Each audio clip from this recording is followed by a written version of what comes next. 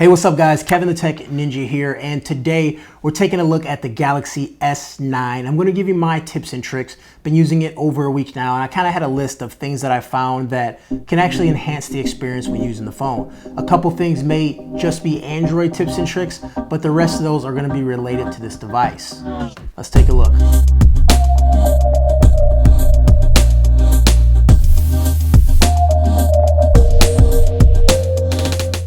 This video was made possible by Puls.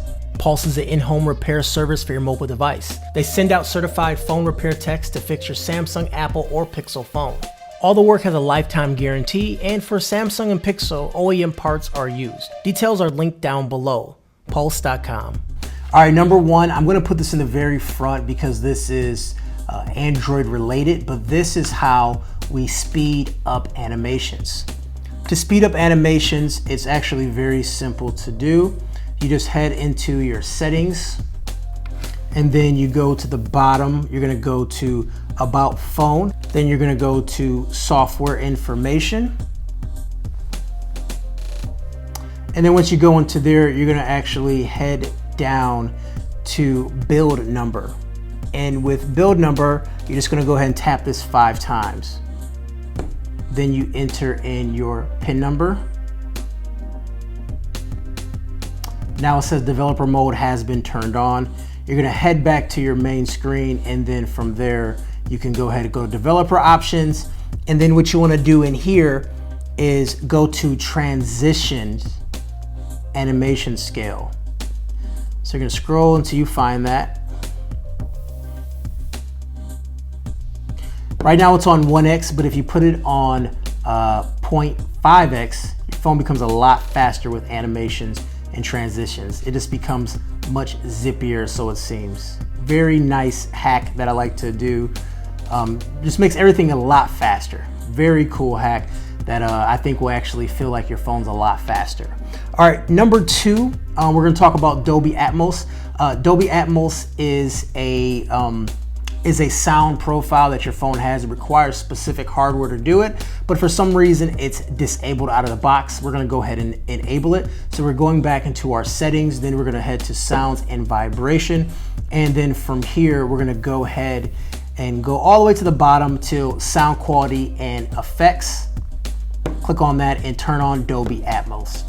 Now when you do that, some extra settings you can't adjust anymore because the Dolby Atmos is kicking in. So when you listen to something that is supported by Dolby Atmos, what's gonna happen is you're gonna have this really, really great sound that you're gonna hear out of this device. So you have to turn that on first and foremost. Number 3 is a navigation bar layout. So here at the very bottom, I have back, home, recents. By default, it actually goes recents, home, back. And if you're a Samsung user, you should be used to that. But if you're coming from a different phone or you're just a normal person, then the back button should be on this side. So we're gonna go ahead and make that change. Once again, we're gonna pop into our settings. We're gonna go to display, and then we're gonna head down to navigation bar. From here, you can change that layout. At the very bottom, it says button layout. You can then go recents, home, back, or back, home, recents. So recents, home, back, you see how it is, and then back, home, recents. Also, let me show you a tip and trick, Chippendale. I'm gonna show you something that I just found out recently. I know it's old school, but if you double tap the recent buttons, it goes to the last app. I just found that out, I know, forgive me. Number 3 is quick open notification panel. So getting to notification panel could be tough, and if you have like smaller hands, or if you have normal hands, it's really hard to kind of shift your hand up to get to notification panel. So what you can do is set it up so you can do a half swipe from the middle of the screen to get to your notifications panel. So I'm gonna show you actually how to do that. So we're gonna go back into settings. Once again, we're gonna go to display, and then from here, we're gonna go to home screen, and then we can turn on quick open notification panels. You can turn that on and off, so now you can just do a little half swipe and get to your notification panels, which makes it easier so you don't have to kind of do this little hand jump to get it up there, especially if you have the Plus model, but it does work with the smaller one as well. All right, so if you're coming from an iPhone and you're used to having your icons sprawled all over the page, then this one might make using this phone a little bit easier if you are used to having all your icons out. So you're actually going to come back into settings. You're then going to come to display. You're going to go back into home screen. We were just there.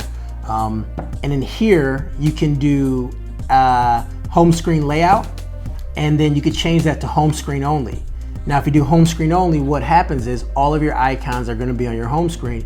You no longer are going to have that app drawer. So let me apply. And now if you take a look here, all of my apps are actually on my pages now. I do not have an app drawer anymore. I can still do a search for my apps, but all of my apps are now on my home page. It's very iPhone-like. Okay, here's another one that I found really nice is that if you take a look right here at the very top in the notification bar, there's a way to actually get to your brightness right here. You kind of do this little slide and you do a double slide to get there. But if you hit this arrow, you can actually do show control on top and click done. So what happens now is when you slide this down, your brightness slider is at the very top, so you don't have to scroll, you don't have to pull this down twice anymore. So let me show you before and after once again. Before, you have to do this and then kind of scroll down again to get to it. But now, once I turn this setting on, bam, it's always there no matter what. So that makes things a lot easier getting to your brightness in a pinch, so you don't have to do that extra step to get there. All right, take better photos. This one sounds a little generic, but this is one that I found works the best. And this can go for any phone, but when you're on the selfie specifically, taking a picture, oh, it looks like a little pineapple head when I do this. But when you're taking a picture, what I found, especially these phones with really fast shutters, is that if you have the timer on, you take a better photo because you have a chance to get more steady. Because if you take a look here, when you actually hit the volume button to take a picture, your hand actually shakes, okay? Also, if you hit the home button to take a picture, you have a little bit more stability, but a lot of people use the volume button to take a picture, or you can even use this guy right here on the back. This is the heart rate sensor. You're gonna see it light up when I use it. That's taking a picture too. But what happens is you have a little bit of shake when doing that and you end up with some blurry pictures. So what you can do is in the camera app, let's go to the camera app right here. In the camera app, if we go into settings, I got that by pressing this button right here. Settings, you gotta be on the front facing camera timer and put it on 2 seconds. So basically when you take a picture, now it takes 2 seconds for it to go through, which makes it a lot easier to steady your hand after pushing the button. And I found that huge when taking front-facing pictures. Just found that to be a really nice tip for me. Speaking of which, since the phone is on its back, let's talk about the back. I know people are gonna ask about it. This is a skin from Dbrand, not part of my tips and tricks, but this is a skin. This is the black camo. This is the new skin from Dbrand. The Galaxy series, as you guys know, it's a very slippery and slick phone. This is a skin that smooths it out a little bit, and also just it looks pretty cool. So I'm gonna drop a link down below if you wanna get yourself a Dbrand skin as well. So staying with the camera, there's another setting that affects the front-facing camera as well. So we're gonna go ahead and front-facing camera, we're gonna hit settings, and there's another setting in here, face shape correction, okay? If you have that turned on, what it's gonna do is see your face and it's going to make it more round or make it skinnier. And it leaves you with some really weird pictures that doesn't look really natural. So what I found myself doing is turning the face shape correction off, and I got a more natural looking front facing picture. Now, if you want a skinnier face, go ahead and leave it on, but I found that it just makes me look really weird. So that's how you make that change right there. And the last tip and trick I have for you today is gonna prevent you from accidentally pushing the Bixby button. Here's the Bixby button. It takes you into Samsung's assistant called Bixby. You know, a lot of times you may press this button and then you go into Bixby mode, and sometimes you don't want to do that. So the way you can get around doing that, there's actually a setting right here. If you could push on the gear icon and then the Bixby key, you can actually uncheck that box right there. When you uncheck that box, the Bixby key no longer works. There's not a way to remap it natively, but there will be apps out there to help you remap it. We can even go back into Bixby and then actually hit the drop-down menu.